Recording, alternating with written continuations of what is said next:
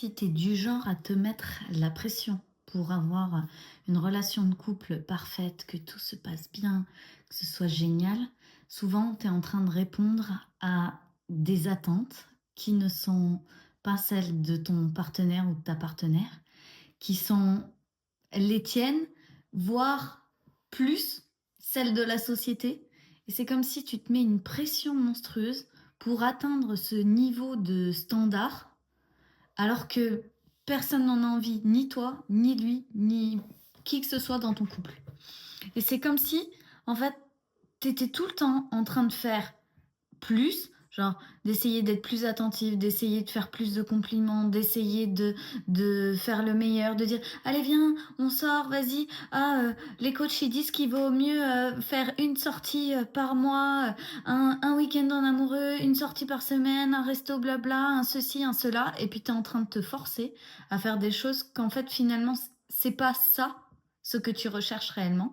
Et en face, tu as quelqu'un qui va pas comprendre ton comportement, qui va se dire mais qu'est-ce qui se passe? Qu'est-ce qui va pas dans notre relation pour que la personne elle se comporte comme ça?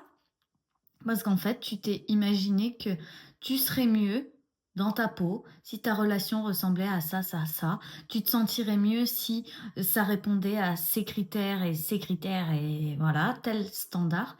Et donc, tu en arrives à un endroit où en fait, tu es en train de détruire ta relation en voulant qu'elle soit à la hauteur ou qu'elle soit parfaite.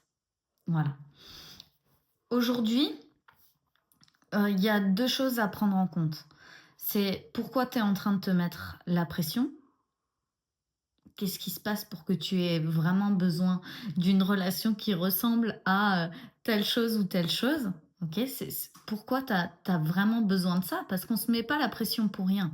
On se met la pression si on en a vraiment besoin, si ça compte, si c'est hyper important, si il faut absolument que ça se passe comme ça. Donc si tu te mets la pression, c'est qu'il y a une bonne raison derrière.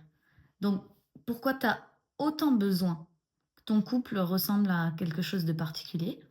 Et deuxième chose, à quelles attentes tu es en train d'essayer de répondre alors que peut-être on t'a rien demandé? Peut-être que c'est les tiennes d'attentes. Tu es en train de te comporter, d'essayer de faire des efforts en te disant bah comme ça, je vais avoir quelqu'un en face qui voit mes efforts pour maintenir une bonne relation ou en tout cas créer une relation géniale. Et donc comme je fais des efforts, et ben lui ou elle en face va me faire des efforts à son tour et va essayer de correspondre à mes attentes. Non, ça marche pas comme ça. Ça marche que toi, naturellement, tu donnes de ta personne d'une certaine manière dans ton couple. Tu as tendance à prendre soin des relations, par exemple en ayant des petites attentions, ou alors en faisant des grosses surprises, ou alors peut-être de plein de manières différentes, en rendant des services, je sais pas. Il y a tellement de possibilités. Et en face, tu estimes que l'autre, comme tu l'as aidé, tu l'as écouté, tu l'as truc, il doit faire la même chose. Ou elle doit faire la même chose. C'est comme, non. Elle va te donner de la manière dont elle a envie de te donner. À toi de recevoir les choses. Et si tu ne peux pas recevoir sous une certaine forme, genre il y a des conditions. Je peux pas recevoir un compliment s'il est donné bizarrement. Je peux pas recevoir euh, une attention si ça compte pas vraiment pour moi. Je peux pas recevoir telle chose si c'est pas emballé comme ça, comme ça. Si c'est pas une surprise, si je le savais avant, si je m'y attendais, ah bah c'est nul. Si à ça, ça compte pas vraiment. Comme c'est quoi tes critères d'exigence au niveau de ta relation de couple? Parce que peut-être qu'il y a tout un modèle à revoir en fait. Est-ce que ça te correspond vraiment? Est-ce que ce modèle de relation te correspond vraiment? Est-ce que la manière dont tu es en train de vivre ta relation, ça compte pour toi et tu te sens fier de vivre une relation amoureuse telle que tu es en train de la vivre?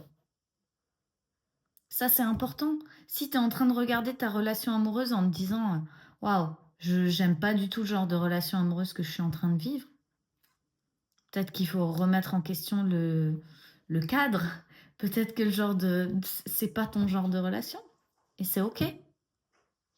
On est là pour venir vivre ce qui compte pour nous.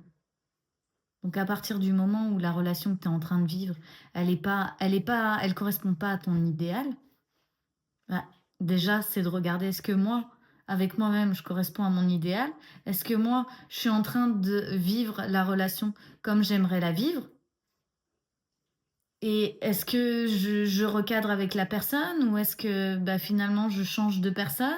Ou est-ce que finalement je change de modèle de relation? Peut-être que j'ai envie en fait de complètement autre chose? C'est OK. Simplement, on vient s'en rendre compte pour de vrai plutôt que de se mettre la pression, des objectifs, des choses qui en fait ne correspondent pas. C'est trop après, c'est trop pour toi. Tu supportes même plus et ça devient invivable et pour toi et pour les personnes qui t'entourent. Voilà le petit, conseil du dimanche. Je vous embrasse, profitez bien et puis, à lundi.